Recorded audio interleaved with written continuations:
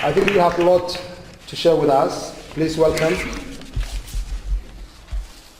Okay, well, thank you very much. And I think I will totally switch the presentation I was planning to give, which was way too precise on who would be ready to do this or that towards the problem of recognition of Somaliland. The bottom line is nobody is going to recognize Somaliland. Why? Actually, tomorrow we will perhaps have the time to discuss that. There is only one country in the world, but it's completely useless. It's Taiwan. Taiwan is the only country in the world that would be ready probably to recognize you because of very similar problems that they had with their giant neighbor. The question isn't that. The question is, what is the non-recognition of Somaliland? What could it do to the existence of Somaliland? Because Somaliland does exist. You're the proof of the pudding in the eating. And you've got it all right. It started during the war. Now that I'm working back on all the situation of the war, what you did or didn't do with the Somali National Army prisoners. I mean, in many wars, these guys would have been simply shot. You shot only about 200. I'm not sure of the figure, somewhere between 200 and 400, which is nothing.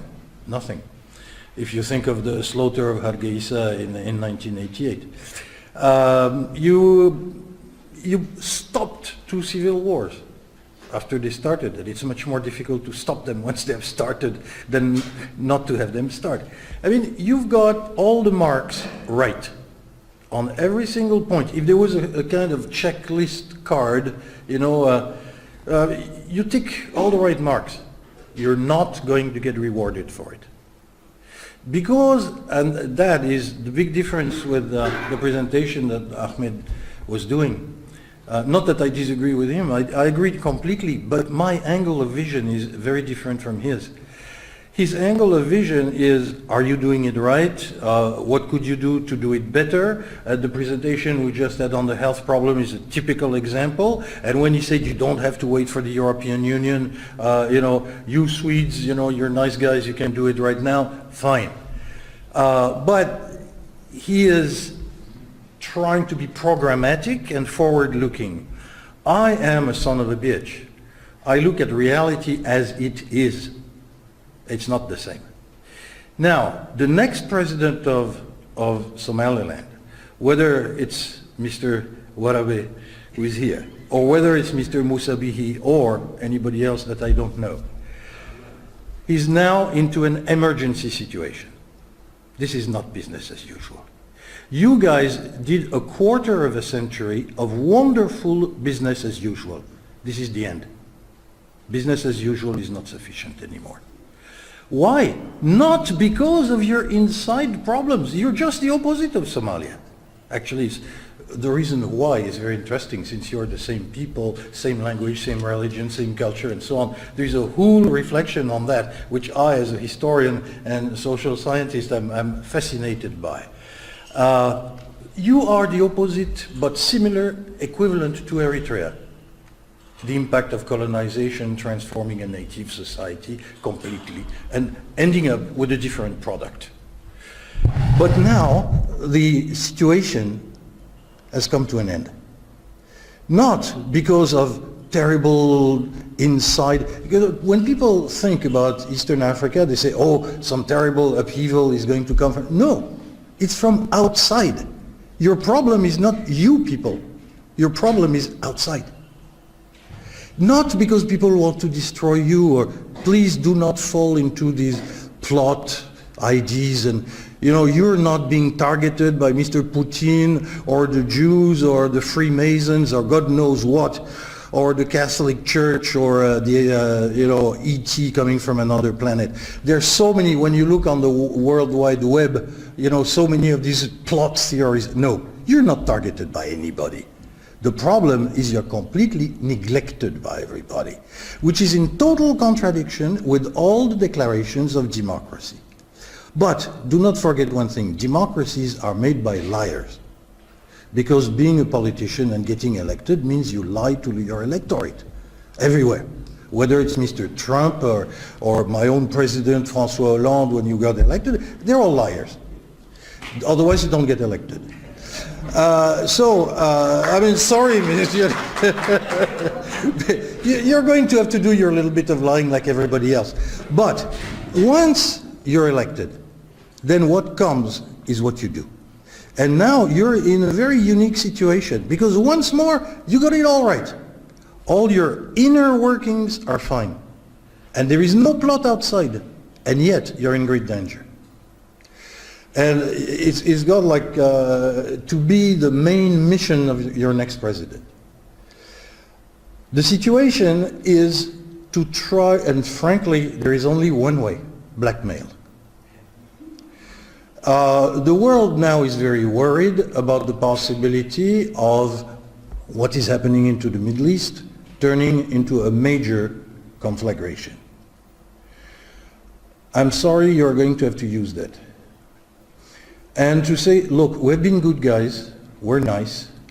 We were an element of pacification, of smoothing, pouring oil on troubled waters.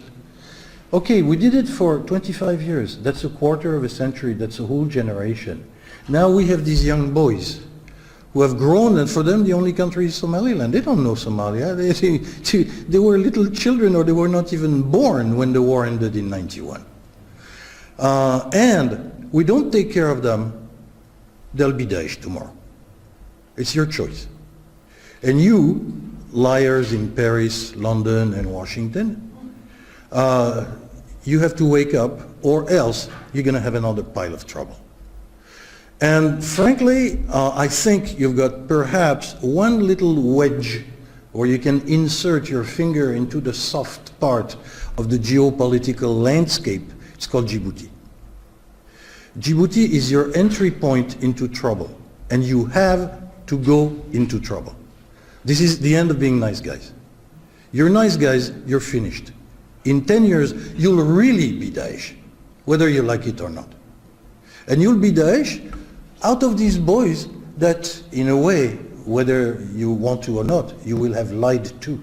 Saying, yes, we have a country, it's going to be recognized, we have these nice democratic people, we behave exactly according to their values, we are nice people, eventually we'll be rewarded. And then it doesn't come. And when we are 25 and you don't have a job, then why not be for Mr. al-Baghdadi?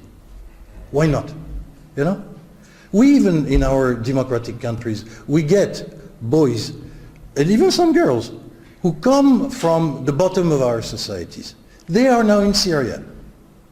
And that's a long way. And they were not even Muslims. They had to go through an incredible transformation. Yet they did it. From you, it's 10 times more easy. I mean, it is modifying about 10% of the hard disk of the computer. If they can come from us, they can much more easily come from you. And frankly, you're going to have to use that, because one weak point of Somaliland is you're too silent. You're too polite, you're too nice, you're just the opposite, you're the anti-North Korea. North Korea every morning wakes up saying, we'll start the Third World War. And people say, oh no, not again, You are just the opposite. Nobody hears you. Actually, a lot of people don't even know that you exist. I was telling some friends that I'm going to Somaliland in May, and they were saying, oh, you mean you're going to Somalia? I said, no, Somaliland. They say, it's the same. So you realize the gap, the mental gap in the eyes of people who are looking at you. They don't even realize that for the last 25 years you have had an independent country working on totally different principles with totally different situation. They don't even know. So this silence has to end, otherwise you will end. And frankly, it would really break my heart. You are too polite and you're too silent in an environment which is not polite and not silent. So, and you will wither away because you are in a vat full of acid. The region is acid. You will be dissolved. And by the way, it won't come from Mogadishu. Mogadishu are just a bunch of hypocrites who are dealing with the hypocrisy of the Western democracies and returning their argument in a totally false way. And they know it, even the people who are saying it know it very well. But they know that, and they use it against you because they just simply hope that if they can recuperate the north, and recuperate Berbera and so on, they will make a bit of money and they'll have more money to loot, which is the whole purpose of the government in Mogadishu. So, they just want to extend their looting perimeter, period. Whether or not you live or die in the process is the least of their concern. We're right back to 1969, 1970. If you do that, you will somehow waste the sacrifice of all the people who died between 1981 and 1991. And frankly, that would be a great pity. So if you want at some point to go into the details of why would this country not recognize you, again, it is not a plot. It is not a plot. It ranges from the old imperialist view of the Italians to the benign neglect of the French, by way of the total ignorance of some country like Japan, who probably doesn't even know that you exist. And the question is, what you've done is beautiful. It's remarkable. I mean, you're unique in Africa, frankly. Because the only other peaceful country in Africa is Botswana, and of course it was a piece of cake. One tribe, a lot of money, little population, safe environment, none of these acid vat in which you're plunged. It was a piece of cake. Botswana is Switzerland, okay? You guys survived in the hardest, harshest environment. And you did it not by being more of bastards than the others, but by being nicer than the others. I mean, it's almost unbelievable. I remember when my last time in Somaliland was in 2010 for the election of Silanyo. When I wrote my paper in Le Monde Diplomatique, they said, "Hey, don't you think you're a bit of a groupie?" I said, well, it's kind of difficult to be around these people and see where they come from, what they went through, what they've done, and not to feel that, okay, well, this is a good stroke for the human being. And the question is, can you push it on? And to push it on, you have to be different from what you usually are. You're going to have to be nasty. I'm not saying you have to put bombs everywhere. No, that's not what I'm suggesting. But you're going to have to change your discourse. You're going to have an aggressive diplomacy.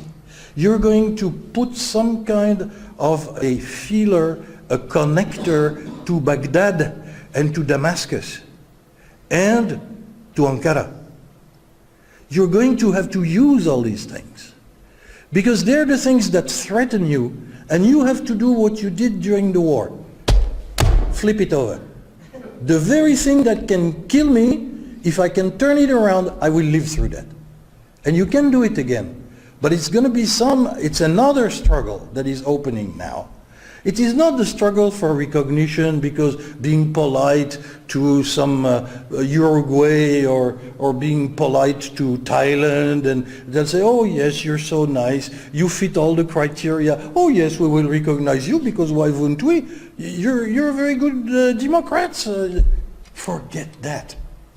That is if the world was nice and was behaving and was going along the rules that it proclaims to be. But it is not true. This is a big lie. So if you play by that game, you're lost.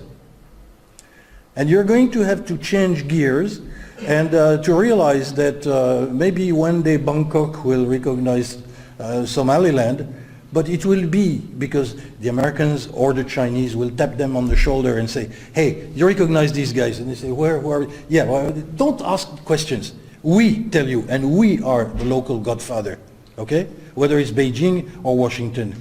And then Bangkok will say, oh, all right, fine. By the way, can you locate it on the map? We don't know where they are. And so this is the program.